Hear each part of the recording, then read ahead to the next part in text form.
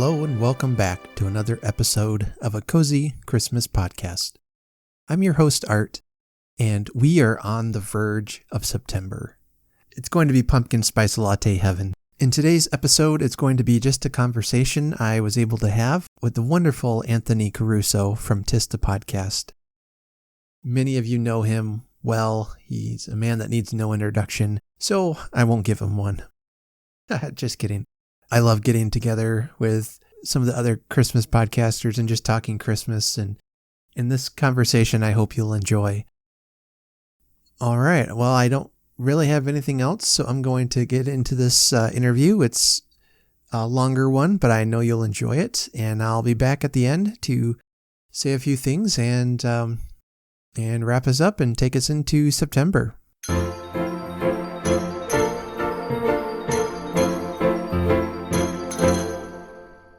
You know him as one of the hosts of the excellent podcast, Tista Podcast, where he is known for his epic rants of mythic proportions, and yet manages to bring Christmas cheer 365 days a year. It's the one and only, the Peloton master, Anthony Caruso. Art, I love that. I love that introduction. That may be the best introduction any podcast host has given me before. All right. Well, I like to roll out the red carpet here, so I'm glad we're finally connecting after all this time. Yeah, definitely. Your podcast and Christmas Past were, I think, the two that really got me into Christmas podcasts in general. And after that, it was like a gateway into all the Christmas podcast world. Well, I'm glad we were able to play a small part in that for you. Yeah, well, I'm excited to have you on, and I got a list of questions guaranteed to bring out your softer side, your tender and kind side. So you plan on revealing the man behind the curtain to all of our listeners. That's right. Angry Anthony is just a front for who you really are. So he's just a front for the New Yorker who got carried away in a tornado on a hot air balloon and started in wonderful world of Oz, aka Tista Podcast. That's right. Exactly. All right. Well, to get started, there may be a few people out there who don't know who you are. So why don't you go ahead and give us a little bit about yourself and how you got started on Tista Podcast? Okay. So I have always been a Christmas nut from the time I was a small boy. I inherited that from my mother specifically, although both my parents always made Christmas magical. They always started decorating their house right after Halloween, both out of a love for the season and because they had a pretty big house, so it took them so long to decorate. But that like just being immersed in it for 2 months of the year, like just completely, well, 2.5, because they would never undecorate till mid-January, end of January. Like I just grew to love the season so much, especially because my parents really instilled in us growing up the real reason of the season. It's not about the gifts, it's about the family and everything like that. So I've always been a Christmas nut, and I've always been a podcasting nut. So I one day had this crazy idea to start a Christmas podcast, and mind you, I had no idea that podcasts like Brian Earl's Christmas Past or Tim Babb's Can't Wait for Christmas, which is another excellent podcast and a favorite of mine. Yeah, that was the third one for me. Yeah. Oh, he's great. He's so funny. I had no idea they existed, but I was browsing Reddit, the Christmas subreddit, one day back in 2017, in the middle dead heat of summer, and I'm like, man, all these people on here like me who don't think it's weird to be listening to Christmas music in June or talking and fantasizing about Christmas when it's still over half a year away. These are my people. So I made a post on Reddit saying like, hey, would anybody be interested in maybe starting a Christmas movie podcast? And actually the first person to message me was Brian Earl, who introduced himself told me about his podcast, and he was very gracious, said he would help in any way, and he did. He was a huge help in those early episodes specifically. But soon after Brian Earl, I got a message from a guy named Tom Crow. And, those who listen to the podcast know he is one of my two co-hosts. And we set up a Skype chat and we hit it off right away. We had a lot of the same sensibilities and same vision for the podcast. And we agreed that we wanted a woman. We wanted a female voice and not just the two of us, which I think listeners will be very grateful for that we didn't just go for the two of us. And he said he would ask around, and that he posted something on his Facebook to gauge interest. And Julia, who would end up becoming our third co-host, responded. The three of us had a quick phone call just to, get to know one another, and the rest, as they say, is history. And the podcast launched in August 2017, dead of summer. But for those who haven't heard it, it's a year-round Christmas podcast in which we discuss every week. We discuss a different Christmas movie or television show or Christmas special, and geek out over them, debate about them, rage about them. That's normally coming from me.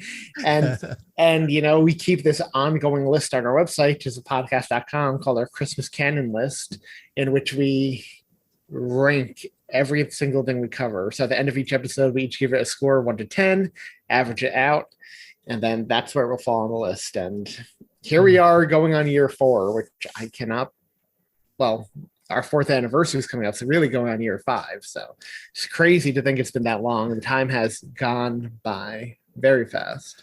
Yeah. I finally caught up with your backlog. I can't remember when I started listening, but it was a sad day when I realized now I have to wait like everyone else. When did you find us, out of curiosity? Boy, it was a couple years ago. It was before Christmas Clatter started. It was before Totally Rad Christmas started. I saw Todd and knew them from your Christmas community, and got to be friends with them on the social medias, and then watched them starting their podcasts. And so it was, I don't know, half a year before that, maybe. That's awesome. And that's one of my favorite things to have come out of the show in general, is like how much since we started the show, and I'm not taking credit, we're not taking credit for this at all. It's just from 2017 when we started, how much the Christmas podcast community has grown in general. Like, it really blew up, which I think is awesome. Yeah. When I got to meet Todd last week, well, I guess from when this airs, it'll be about a month or two, but when my mother-in-law was trying to understand this whole thing, and she's like, well, isn't he one of your competitors? And I'm like, not at all.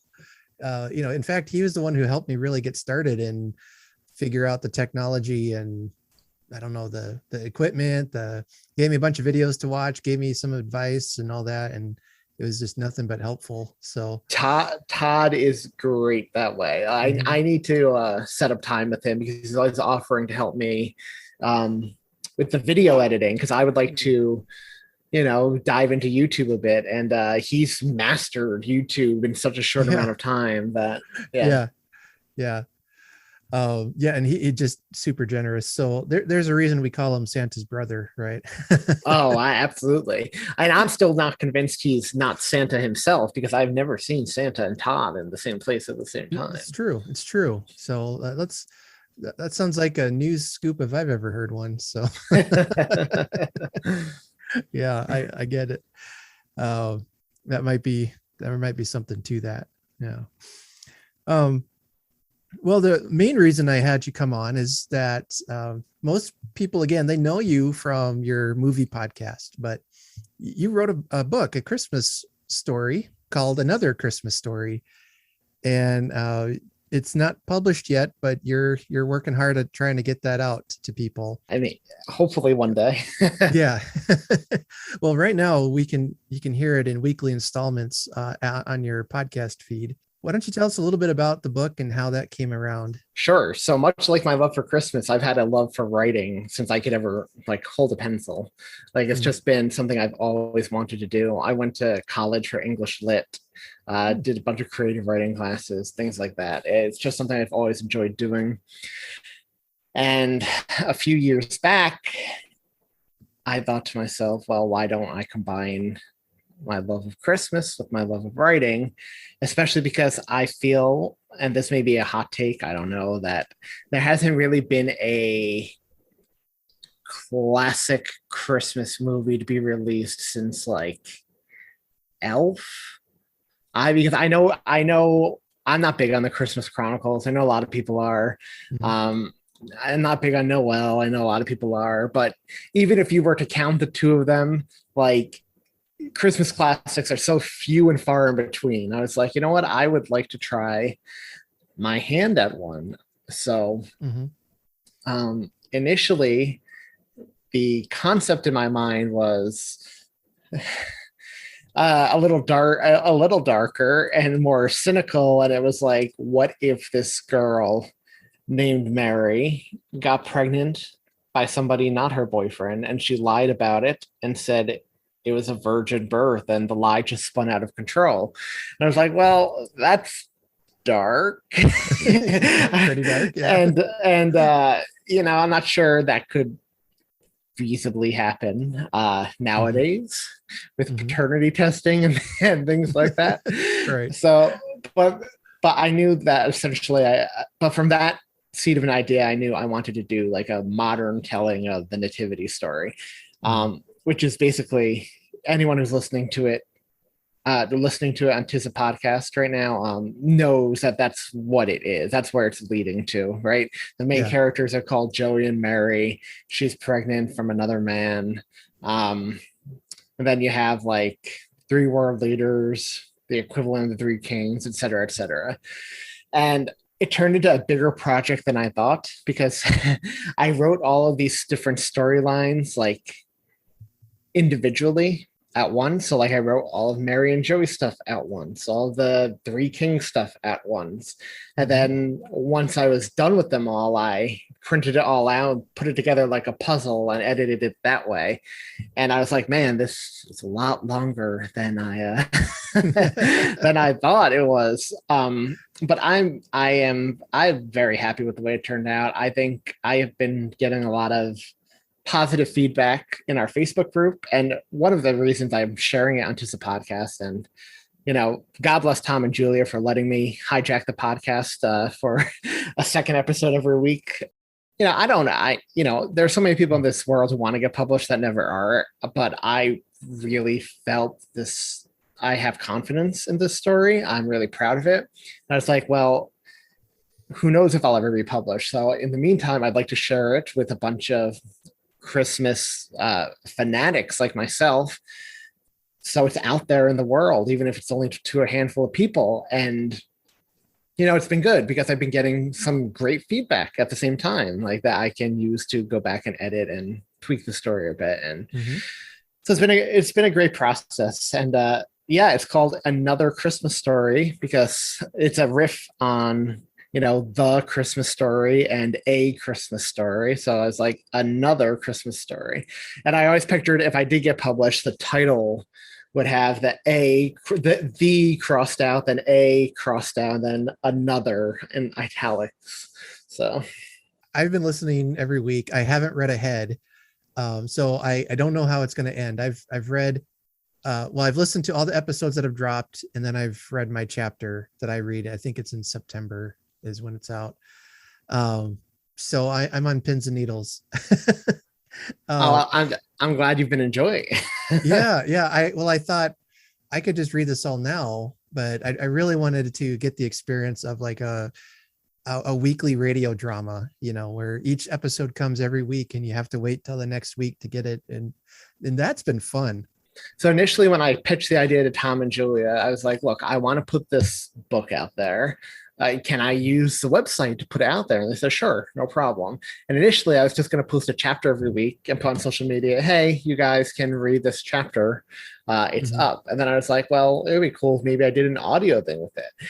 And then I planned on reading the whole thing myself. And when I realized how daunting that would be, given how long it is, but also B, Julia has the best voice on our podcast. That's, people don't tune in to hear me and Tom. We're not the favorites. I was like, I think it would be really cool. We have this awesome Christmas podcast community, both in terms of hosts and listeners, and we've all become such good friends and family.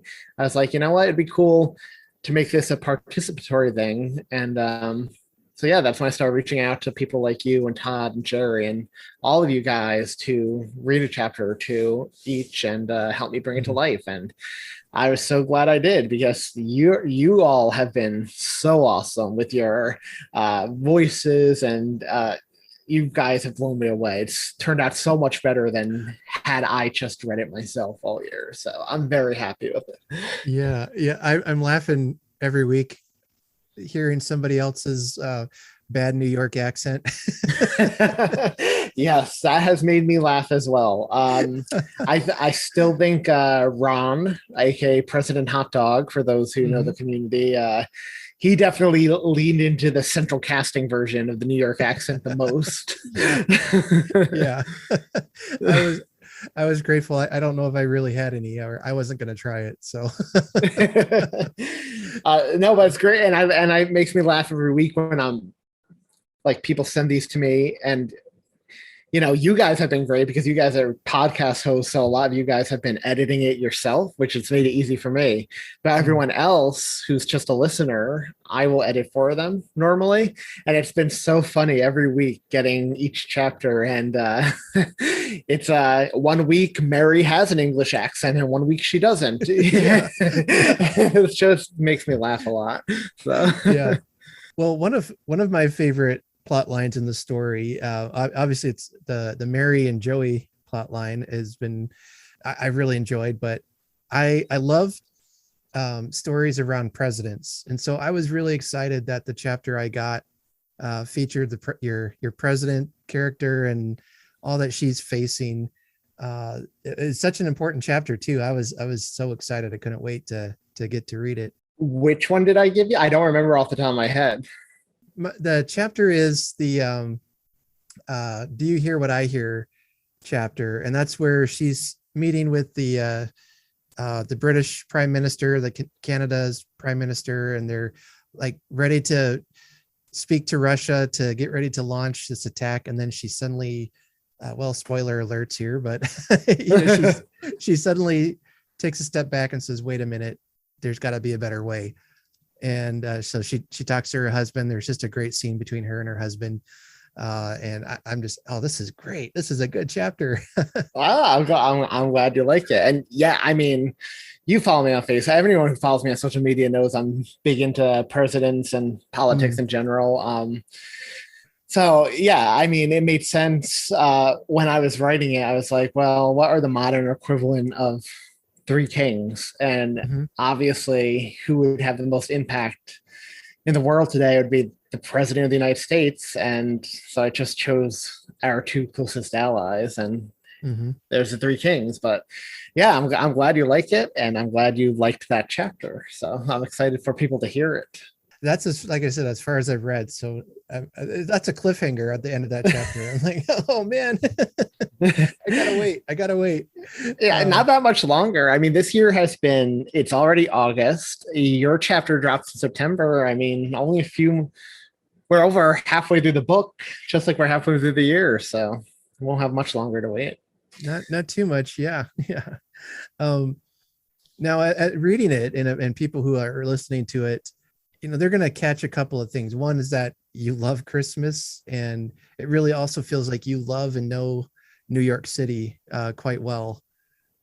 Now, were you born and raised in New York City or in that area?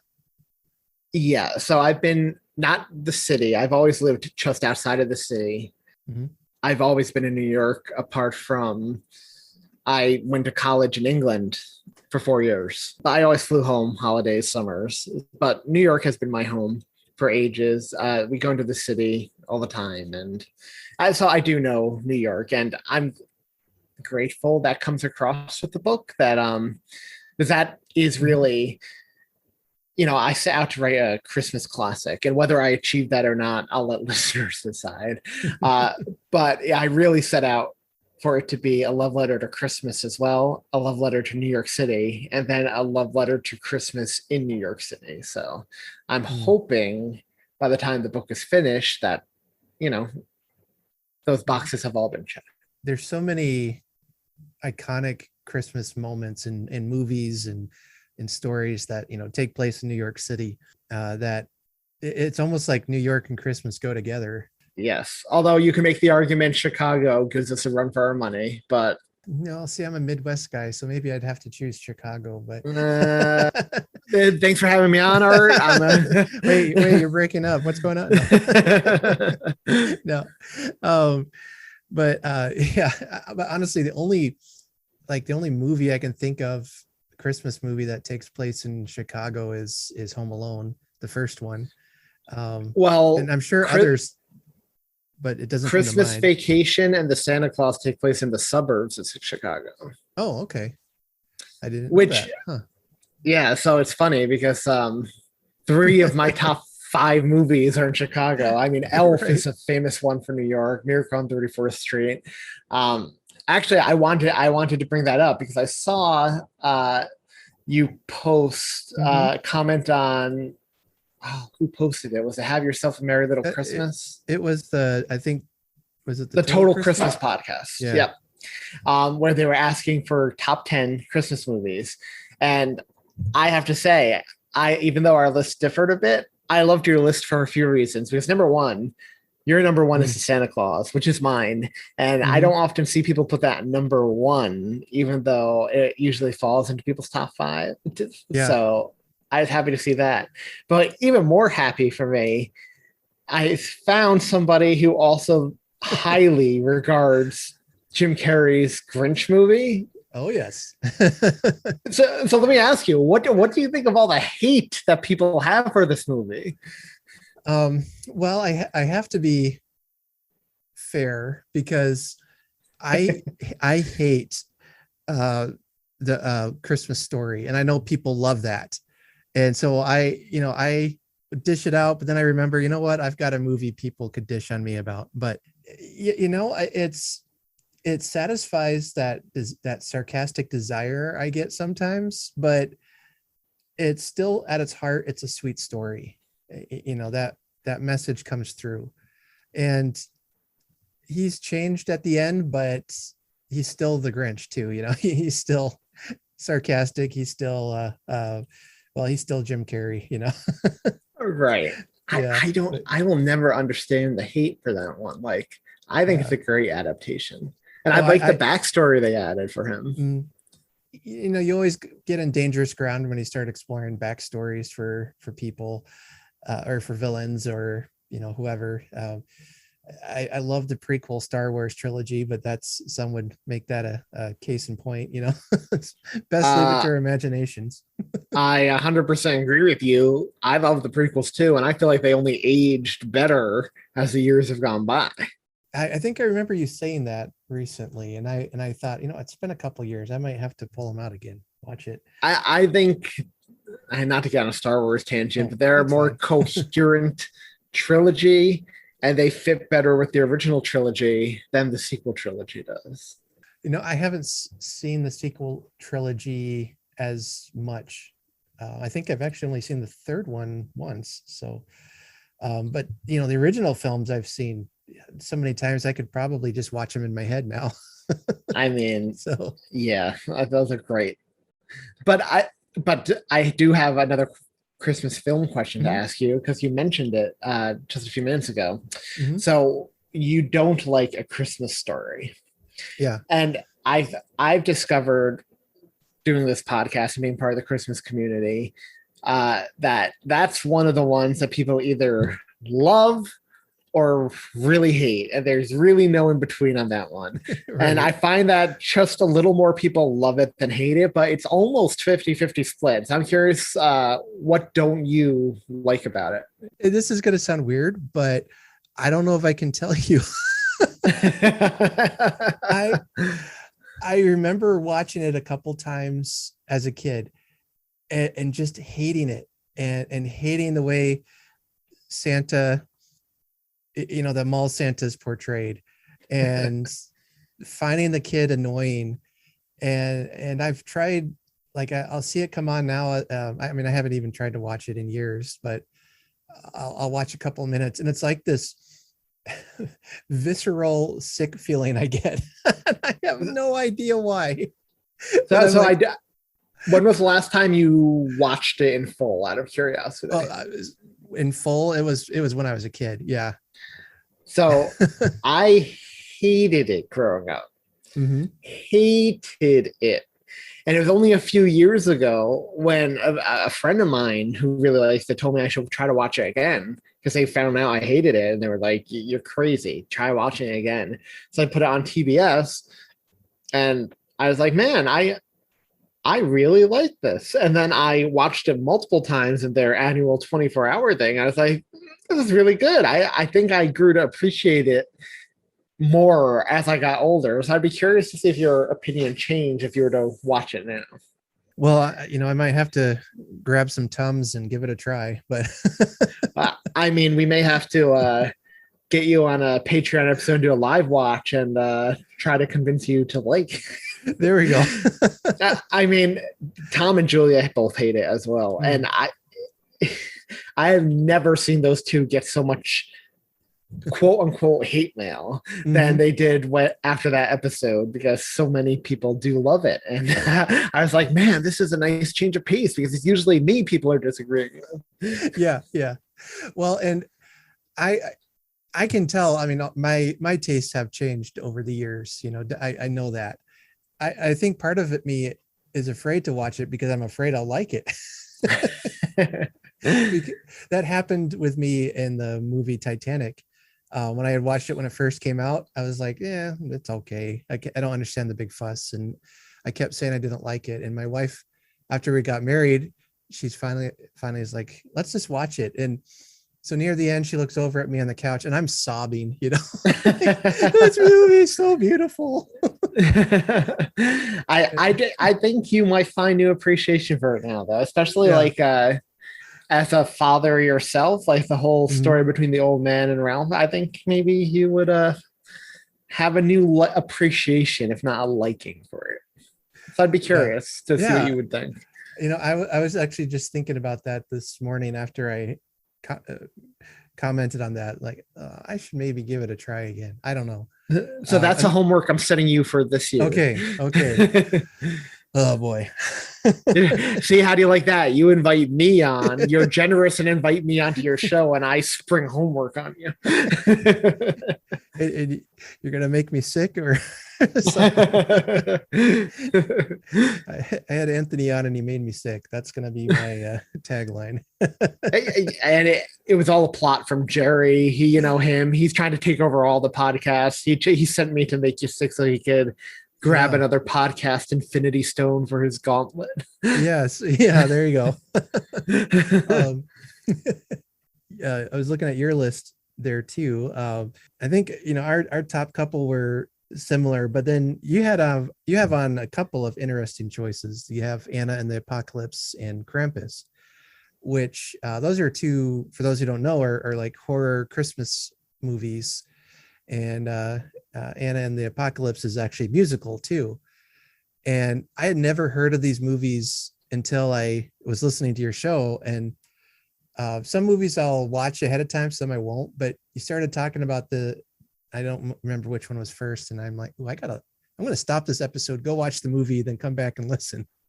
And I love those too. Those are, not what I always want from a feel-good Christmas movie, but those are some good movies.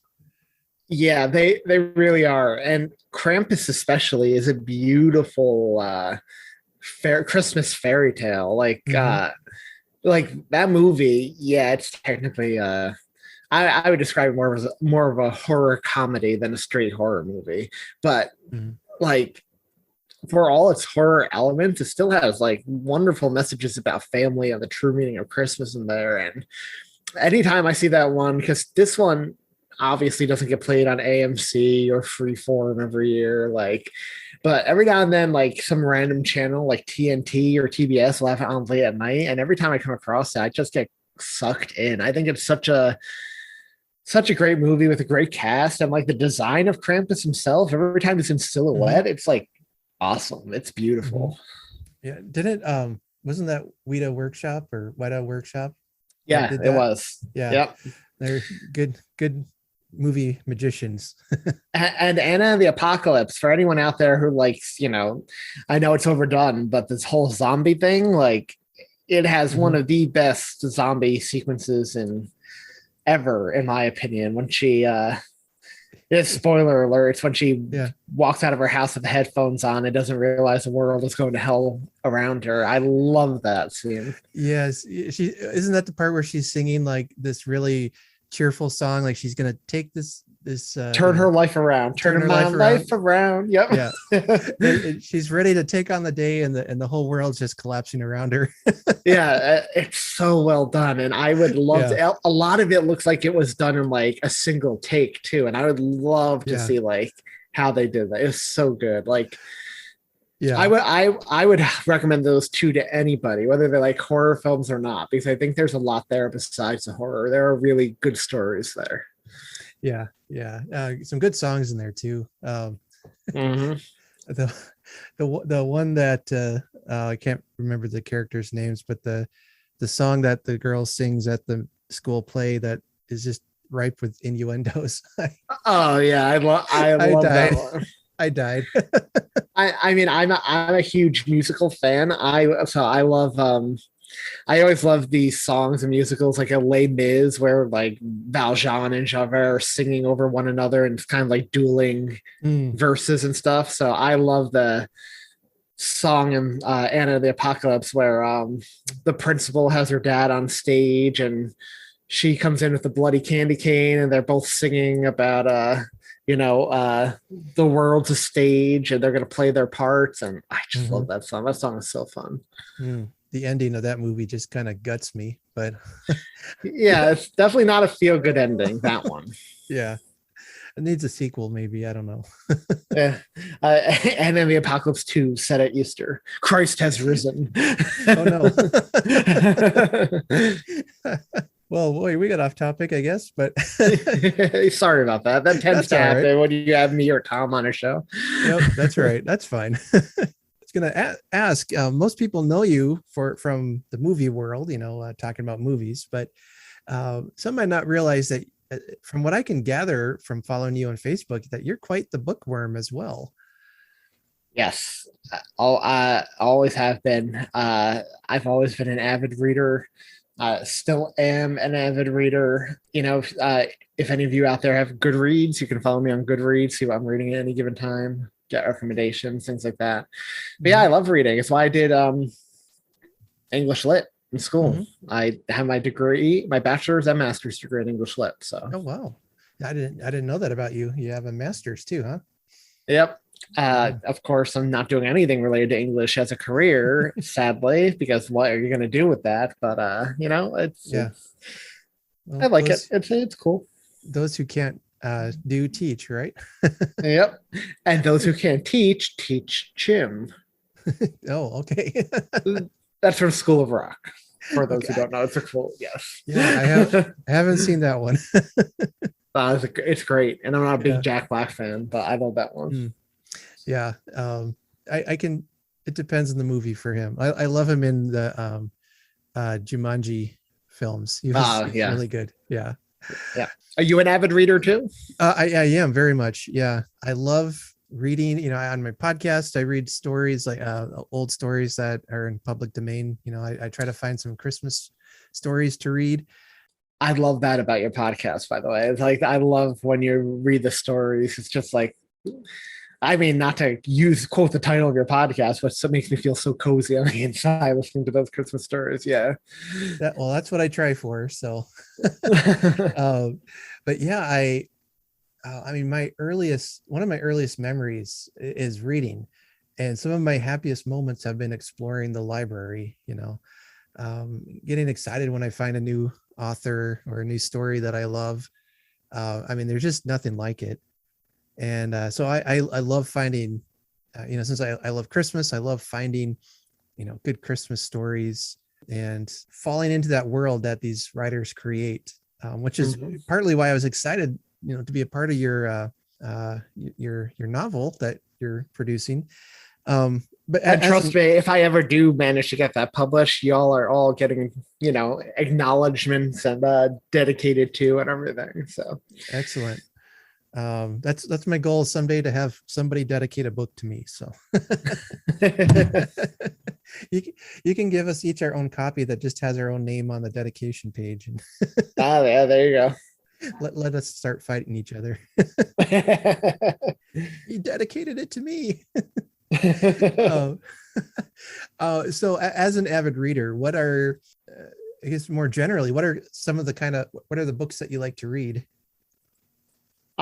Just in general, just in general. Yeah. I will read anything. I've always been a big fantasy sci-fi guy. But I have actually found in recent years, good fantasy is hard to come by now. I feel like, the big ones have ruined it for me, because now, for every amazing fantasy like Harry Potter or Lord of the Rings, you get a subpar one that's trying to be that, and you could tell it's like a desperate ripoff.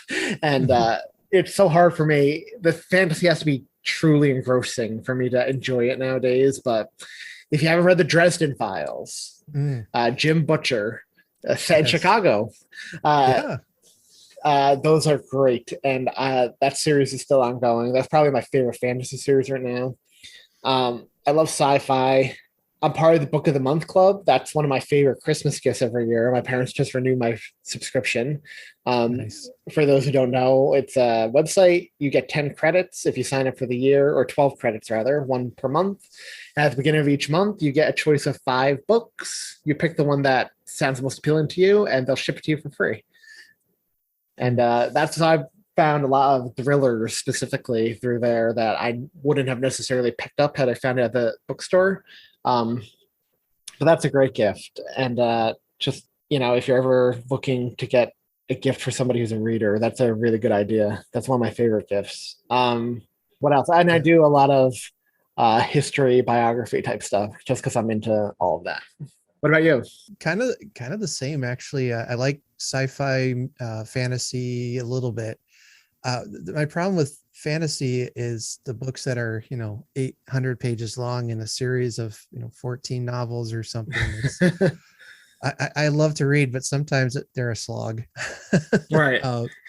But the Dresden Files, I absolutely love that series. That's far and away one of my favorite series of all time. I'm still waiting for HBO or Netflix to pick it up and do something awesome. It's so good. Oh, it is. And that one is good. I like mysteries a lot. Louise Penny, she's a Canadian writer. She writes about mysteries set up in Canada, obviously. And they're kind of, you come in thinking they're going to be a cozy mystery, but then it gets dark. I mean, there's darkness in it, but yet there's light too. And it's Louise so Penny. Good. Yes. Why did she have one that got a lot of acclaim recently? I feel like I've heard that name before. Yeah, I think just about every book she's written has had a lot of acclaim around it. You know why I've heard her name? And I'm not to interrupt. It's because she has a book coming out in October that she co-wrote with Hillary Clinton. Actually, right. State of Terror, which I have pre-ordered because I love thrillers, political thrillers. Yeah. So, well, of course, then my favorite writer is like Charles Dickens. I've read all of his novels. I mean, A Christmas Carol is one of the best novels of all time. Right. Novellas, technically. But. Right. I read from kind of a wide range, I guess, but I like nonfiction. I like biographies. I went through a period where I really liked like history novels and war novels, or not novels, nonfiction accounts. But I don't know, maybe it's just the last couple of years. I've just been kind of not reading those anymore. I just maybe tired of the violence and stuff. I get that. I don't know. Yeah. So I'm taking a break from those, but I got enough of that in real life, I think. But so what about some Christmas stories? As you mentioned, A Christmas Carol, that's the big one. But if you were to recommend some Christmas books to someone, or Christmas stories, it can be a short story, a novella, novel. What have been some of your favorite ones? I would love to say what I'm about to, go over here. I've just pulling from my mind off the top of my head, but you gave me this question in advance. So I had time to prepare and think about it a bit. So there you go. I have a few. Right up there with A Christmas Carol is A Gift of the Magi in terms of short stories. I love that. There's a reason that one has also been adapted into so many like TV shows and movies. But speaking of A Christmas Carol, it came out in 2019, Marley by John Clinch. It's called Marley, a Novel. I think Brian Earl may have had the author on Christmas Past when this came out. It's like a prequel to A Christmas Carol about Jacob Marley and his life and eventual friendship and partnership with Scrooge. And it's a dark and dreary book, which is absolutely Dickensian, but it really added a layer to the character and the original story. And I would recommend that one any day of the week to people who like A Christmas Carol. A Boy Called Christmas, which is it's going to be a film this year, I think. Yeah. It's a children's novel, fantasy about Santa as a little boy and how he discovers reindeer in the North Pole and becomes Santa Claus. That one is really fun. That whole series is fun. What else? The Christmas Train by David Baldacci, which Hallmark adapted into a film 2 years ago, which the book is better, obviously, but it's one of Hallmark's better films. I really like that. And mixing my love of politics with the holidays, Eleanor Roosevelt wrote a book called Eleanor Roosevelt's Christmas Book, and it's filled with some of her favorite Christmas short stories, recipes, and in addition, just tales about her and FDR's Christmases together, married both outside of the White House and in the White House. And it's just a fascinating little cheerful book, and I highly recommend that to everyone too. I hadn't heard of that one. I'm gonna have to look that up. That sounds good. Other one you mentioned, Marley. It's been on my radar. I haven't gotten to it. I think I'm mostly nervous that it's not going to be good, or it's going to somehow ruin my love of the original, because I have read I don't remember what it was called or who wrote it, but it was this like sequel to A Christmas Carol, and it made it sound really good. And I read it, and it kind of read like it was somebody who just wrote it in a weekend and put it up on Amazon and hoped someone bought it. Wait, a sequel to A Christmas Carol? Yeah. There's like nothing really to write a sequel about. I mean, that story is pretty much done, and I don't know. It wasn't my favorite thing I read. So now I'm a little nervous about these kinds of things, but highly recommend it. Yeah, everyone I've talked to has said Marley's really good and dark, but you should read it. So it's on my list. I think the benefit Marley has over like a sequel, for example, is the fact that we don't really know Jacob Marley from A Christmas Carol, because the first line of the story is Marley was dead to begin with, right? And then we only get a brief look at him when he comes to visit Scrooge. But this one really dives into who Marley was as a person and how that affected the man Scrooge turned out to be. And, because the character Marley is such like a blank slate in that original novella, like this adds to it. I think a second piece of homework, read this. Okay. I will be more likely to do this one than the other one. So. But did you see that the BBC miniseries of Christmas Carol that came out, I can't remember with if you guys, Guy Pearce. yeah. Did you guys talk about that on your podcast or? We did. Okay, I couldn't remember. I thought you had.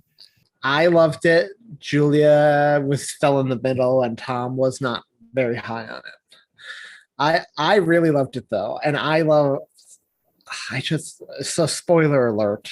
I love the end of that, like where Scrooge is like, at the very end, like I don't care what happens to me as long as he lives, as long as Tiny Tim lives, and I thought that was such a nice take on the ending of that. Like, he thinks to himself he's beyond saving. He's not begging for his life like in the original novella. He's like, you could do what you want with me, just let him live. And I thought that was a very selfless, like that embodied the selflessness of Scrooge in a different way than the book, but one that's just as true to character for me.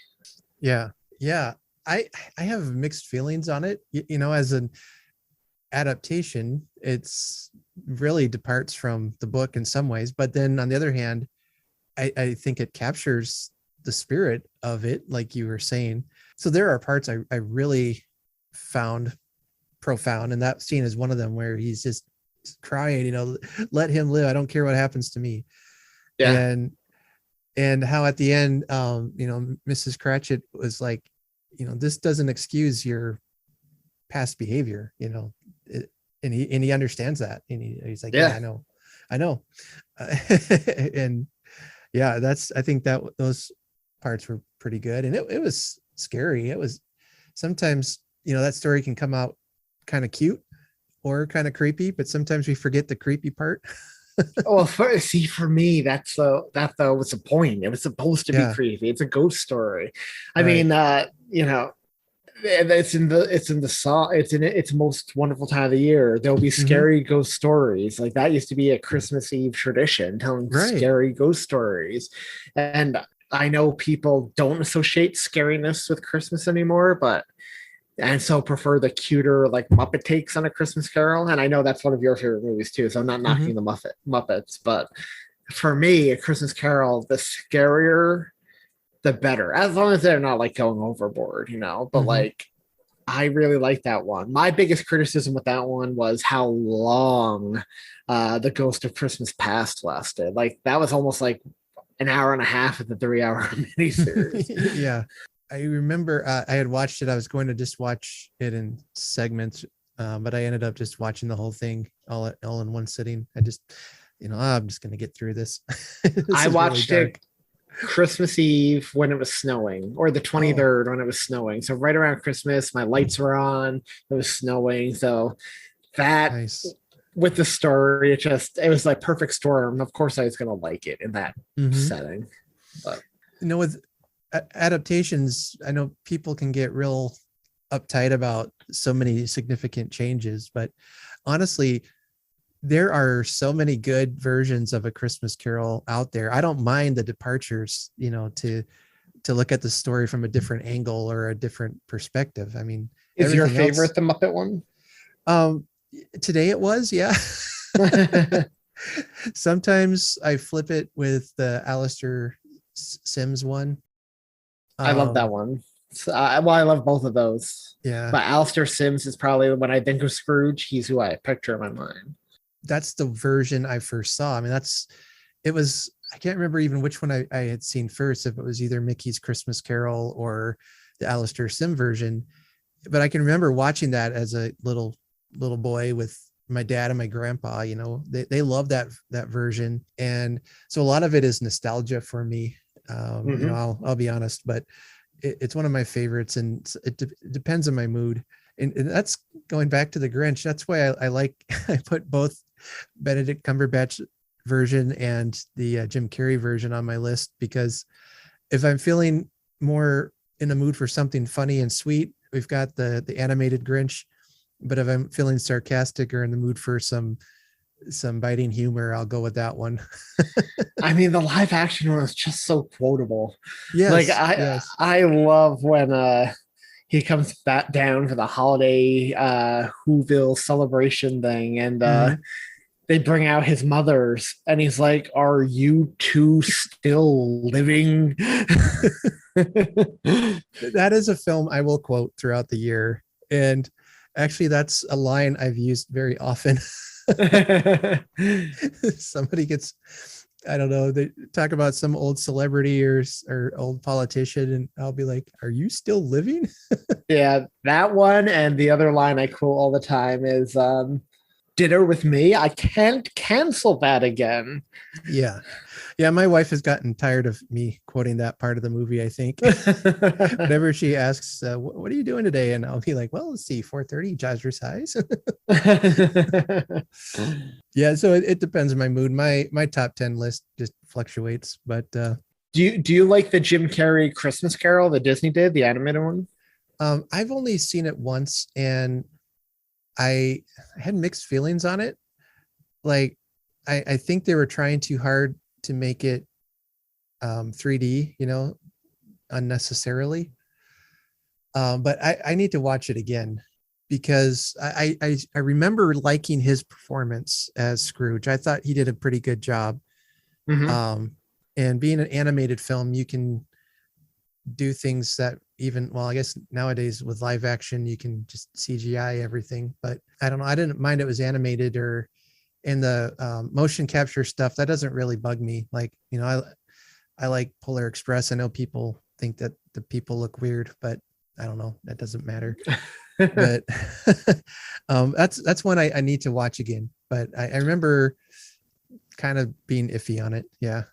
When I first saw it, I was iffy on it too. Like when I saw it in theaters, I don't know if it was just like, sometimes you'll go to a movie and it's after a long day and you're tired and you're not in the right headspace. I don't know if it was that or not, but I remember being iffy after the movie. But catching it on Freeform, I've really enjoyed it. I would actually say it's one of the more faithful adaptations of A Christmas Carol, except for the carriage chase at the end. But especially with the flame-headed Ghost of Christmas Past, you never see that in any adaptation, really. And yeah, there were parts in there that I really appreciated, like that they're actually trying to, and Dickens describes it as a really bizarre thing. Like, 1 minute it's a rhinoceros, the next it's a little child, the next it's an old person, and like, what is this thing?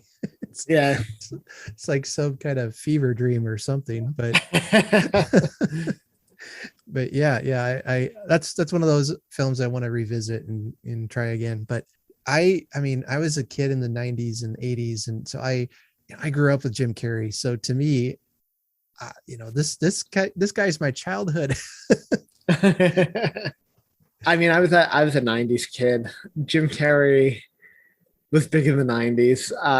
For me, he's always kind of fallen into Adam Sandler camp a little bit for me. And we all know how I feel about Adam Sandler. No, I get it. Yeah. But I mean, I still smile whenever I watch Batman Forever and he's the Riddler. Like, I thought he was good on that. I just love that his movies are just so quotable, for the at least, especially his early 90s stuff, Ace Ventura, and which supposedly they're making a third one now with him. Well, I'll watch it. I mean, exactly. We'll all watch it. I'll do the walk of shame into the theater, or wait till it's up on video. Go to Blockbuster if I can find one. Yeah. Well, I should mention a couple of my books I like, but yeah, definitely. I'm gonna have to agree with you on A Boy Called Christmas. That was on my list too. I love the sequel to that, The Girl Who Saved Christmas. Yep, me too. That was actually the first one of those books I read. I didn't realize it was a trilogy or series, but you can read them out of order. Even the third one is pretty good with the Easter Bunny. Yeah, that one I don't know if I liked as much, but the first two especially are good, are so good. I just hope the movie's good, because the trailer didn't really do it for me. Yeah, I don't know if I saw the trailer, but yeah, I thought it was just kind of not really saying a lot about what it was. Maybe they're trying to keep it quiet for now. Right. Yeah. Yeah. But yeah, I got the book, The Girl Who Saved Christmas, because I was trying to find a story to read to Gracie at Christmas time. and she loves, I mean, she's a good reader, but reading isn't her favorite thing like it is for everyone else in our family. How old is she? Now she's 12, but back then she was around 10, 9 or 10 years old, I think. Okay. Wasn't that long ago, but so I was looking for a story about Christmas that was, had a girl main character. So that pretty much popped up. And so I read it out loud to her, and it was really funny because my boys and my wife both started to, happen to be in the living room when I start reading this because they want to hear the story too. And I think they ended up liking it even more than she did. But then I saw that there was a first book in the series. So I got A Boy Called Christmas, and I got the audiobook narrated by Stephen Fry. Oh, he's great. Oh my goodness. It was fantastic. It was like the perfect voice for the perfect book. It was just one of those lightning in a bottle moments. I mean, if you haven't listened to his Harry Potter audiobooks, because he does the British audiobooks, for the British version of Harry Potter, and oh man, he's perfect. Yeah. So I recommend to people, if they want to read that book, to I don't care if you listen to it or read it, but at some point you have to listen to the audiobook because he gets the humor in it, but there's also some very serious moments in it too. And his voice is able to carry both of those. So that is one I've been excited to add to my reading and listening every year. Then the book, Santa Claus is for Real by Charles Edward Hall. He plays the Santa at the Radio City Rock. Radio Spectacular. City. Yeah. That's a great book. That book surprised me. I wasn't sure what to expect when I started it. And that one was an audiobook as well, that I first came across. And does he read it himself? Yes. That's awesome. What does he call it? It's a true fable or something like that. And he has these scenes about where he's like meeting Santa and talking to Santa and telling the story about how he became Santa at the Radio City Hall Christmas Spectacular. And it's just a compelling story, but he's such a gifted storyteller too. He's great. And just to inject a little bit of my New York self here, I mean, I've seen that show I don't know how many times, just growing up. We're going again this year. We go every year, every other year, every few years. It doesn't change much, but it's just a New York staple, New York tradition. And he's been Santa my whole life. Like, he's been playing him for what did the book say? 30 years, 40 years, something like that. And he's incredible. And he's looked the same the whole time. He is Santa to me. Like, he's great. Yeah. I'm like, man, I got to get to New York. I got to watch this guy. You do. Before he retires, you got to see him. Yeah. But I love that story, the message that he's writing in there. It's a good one. A third one, and again, this list might change depending on the day, but I really have enjoyed reading the Christmas Hirelines. I just read it this past July on my podcast. It's a novella. It's very Victorian, but something about reading it, and this is like the third or fourth time I've read it, but reading it out loud made me, slow down to really read it and get the subtle parts in the story and the things. It was just, I was really emotional by the time I got done with the story. And for those who don't know, that's, the story is about, you got your typical, grumpy guy at Christmas time. And we get a little bit of his backstory. He had a daughter who married someone he didn't approve of, who was poor. And, back then in the 1800s, that was a scandal. And so he cut her off from, his life. And then his other daughter, who married the way he wanted, she died in childbirth, or maybe it was before, now I can't recall it. Anyway, she died. And so, he had some legit hard things in his life, and he's kind of bitter. So as almost a dare, he and his friend decide, let's hire kids to come to our house at Christmas time to to liven up the spirits of the day. And so they do that, and those kids end up changing his life in ways he never saw coming. And it's I was laughing at just how Victorian it was, because I mean, you have everything, you have these innocent children, and you have one who gets really sick, and you have the old, he wasn't really a miser, but he's that grumpy old guy who has redemption arc. And right.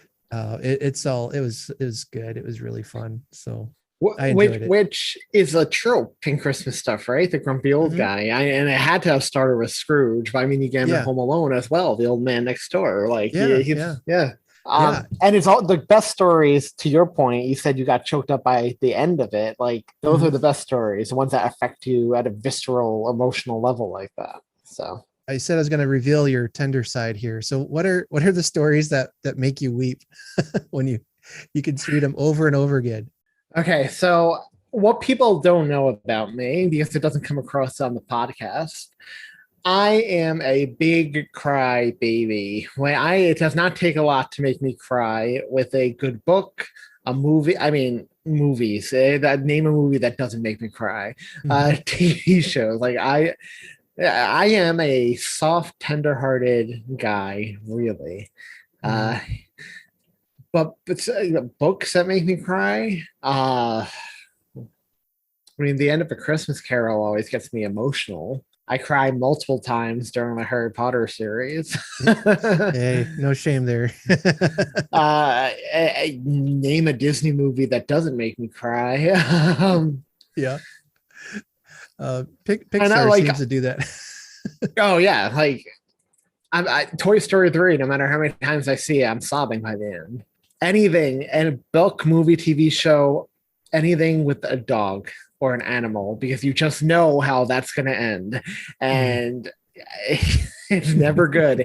You see it coming from a mile away, and like the whole time, I'll, even though I'm enjoying it, there's a knot in my stomach knowing what's coming. Yeah.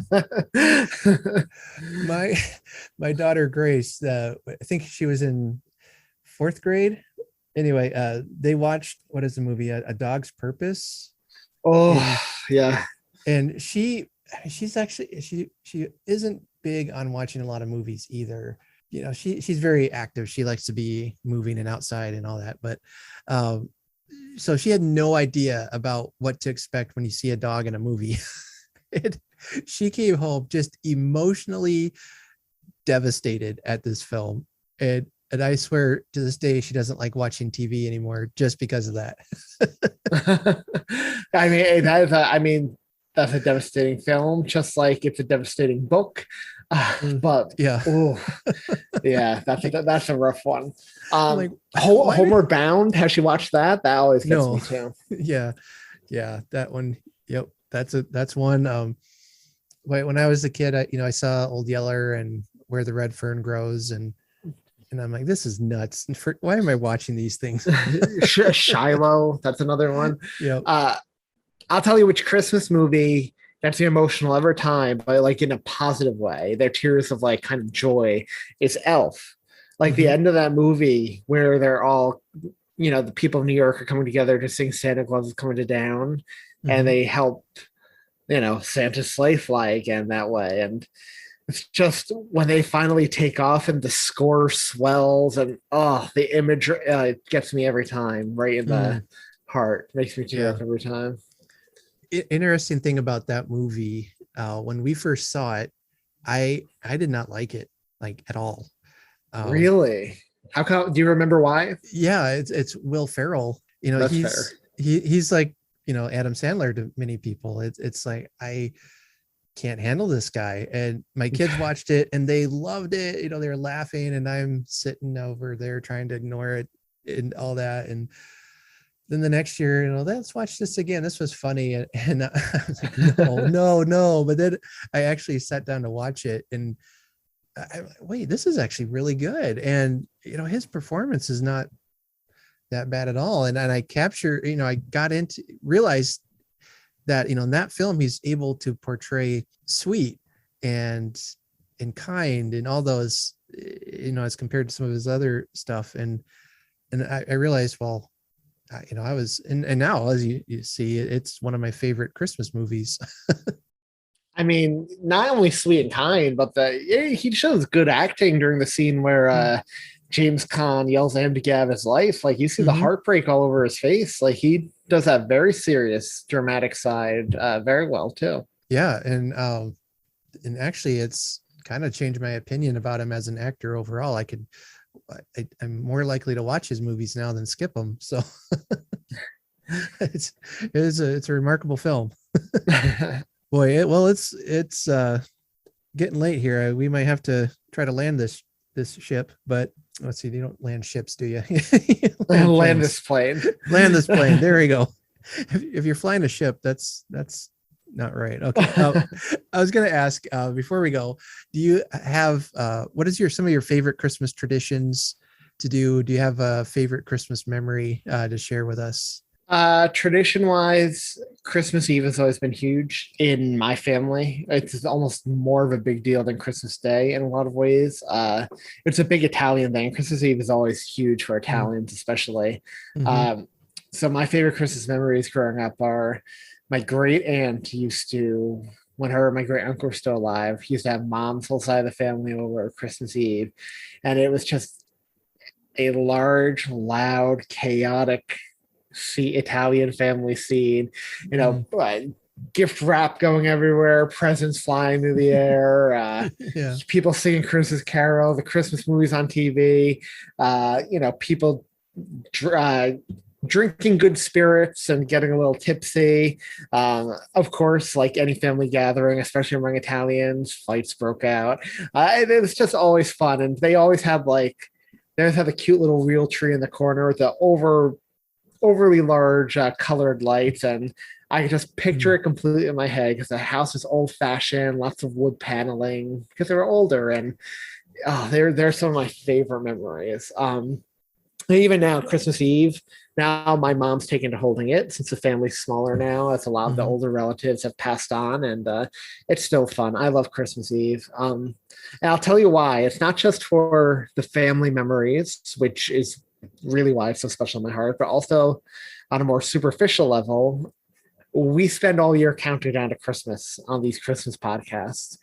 And Christmas Day itself is almost like coming down from a sugar rush. Like when you wake up in the morning, open your gifts, by the time you have your little brunch or early afternoon dinner, it's kind of like, ooh, it's like over, all that build up and then just over. Like, I feel like Christmas Eve is like the height of the excitement and build up. And that's why part of the reason I love Christmas Eve too. People who know me, think Christmas is your favorite day. And I always correct them. I said, actually Christmas Eve. But it's close enough. Yeah. Now, my stepmom is Italian. Well, or was, she passed away about 5 or 6 years ago, but my dad married into an Italian family, and she grew up in Chicago. When they were first dating and together, she took him to all of her family's different Christmas celebrations. And I think it was Christmas time, but he went to one house and he ate and ate and ate, and then like, oh, we got to go to our cousin down the street and go to his house, and they ate more and kept eating and kept eating. And by the end of the night, the family was impressed with how much he could pack away. Like, I'm gonna explode.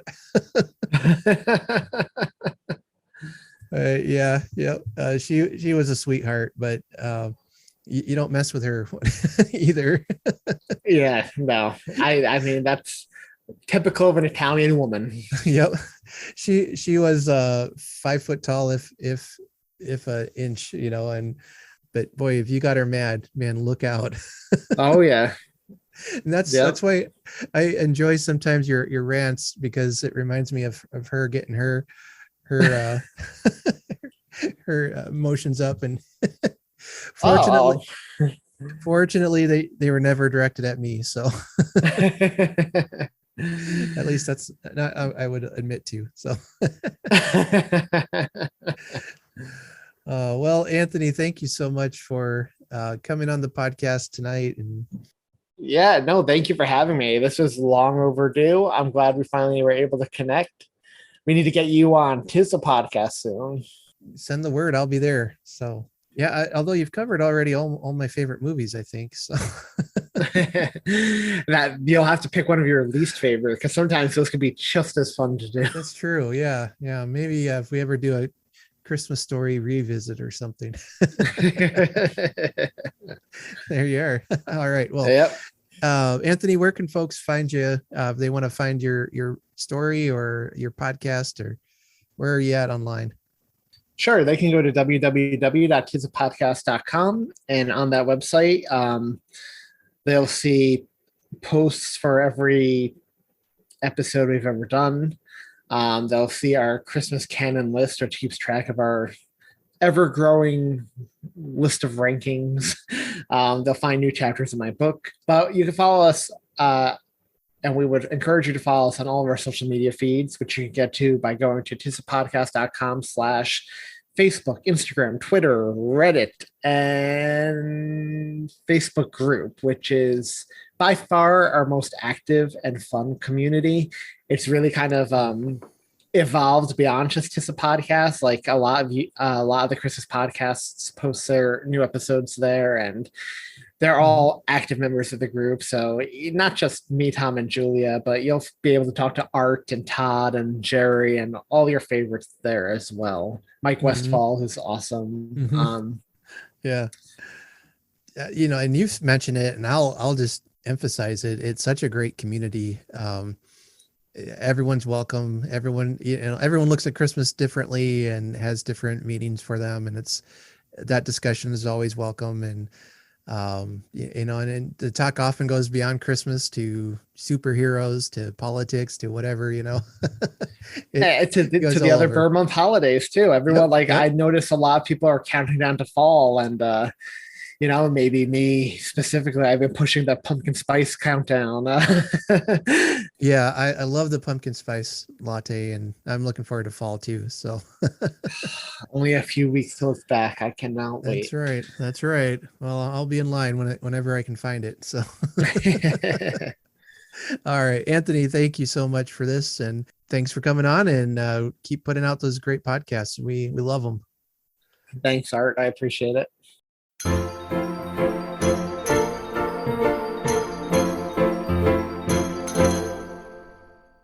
Again, thank you, Anthony, for coming by the podcast, for taking the time to do that. If you haven't started listening to Anthony's story yet, get over to tistapodcast.com and take a listen there. The episodes are there. I will let you all know when that episode will be out with me on it, and I'll be sure to post that. That is all for today. Again, check out the show notes. You can find out the information there about Anthony, as well as some ways to help support the show. You can check out my Etsy page. If you would like to help support our show financially, go to Ko-fi.com. That's ko-fi.com/Cozy Christmas. I've got bookmarks now in the Etsy store. I made some Cozy Christmas podcast bookmarks. But also, if you give a donation on Ko-fi.com for $3, I'll send you a bookmark, because I'm so excited about them. So I know it's dumb, but if you'd like to pick up a Cozy Christmas bookmark, they're in the Etsy store or on Ko-fi.com. So, all right. So that'll be all for today. Take care, and remember to be kind to each other. If Anthony can do it, so can you. Be kind to each other and do good. And remember that there is nothing in the world more irresistibly contagious than laughter and good humor. Have a very Merry Christmas.